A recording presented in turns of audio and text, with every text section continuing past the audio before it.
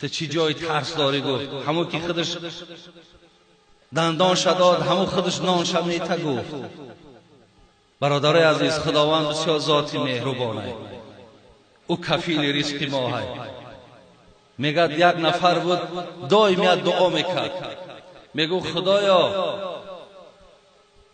برای من ریسک بغاس بده. بغاس، این بغاس کلمه عربی است.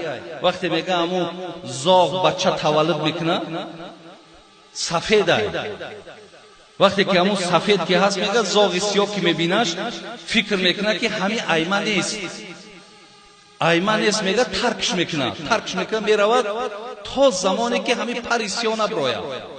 پر سیاه که میبراورده است بعد به سراغش میآمده است. یک آدم داغیم میگفت است خدایا مرا ریسک همون بغاس بده.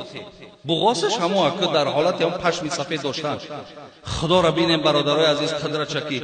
وقتی مادر هم را میپرتویه میرود، خداوند در تنه همین چوجه زاغ بگیم یک بوی خود مرده را پیدا میکنه. یک چوجه که یک حیوان میبرد یک بوی دارد کو، وقتی که بوی کی باشد بعد کیرما و پشه آمدن میگیرن. همون بوی میگه در تنه می پیدا میشود. دیگر کیرمها و پشه ها اکو برای خوردنش میان. وقتی نزدیک که میان شکارشون کردن میگیرن، خوردنشون میگیرن تا زمانی که پرش میگه سیاه میشده است بعد مادرش سراغش میآمده است. این مردک هم مردکی دانا بوده است. میگفت است خدایا همون ریسکی که بغاس دادی مرا همون خیر ریسک بده. مقصد همین خیر ریسکی که خودش دویده و پیش مرا آمدن بگیرن. بین الله مهربان چه یک ذات مهربانی است که هیچ وقت برادران عزیز در دل ما باید ترس نباشد.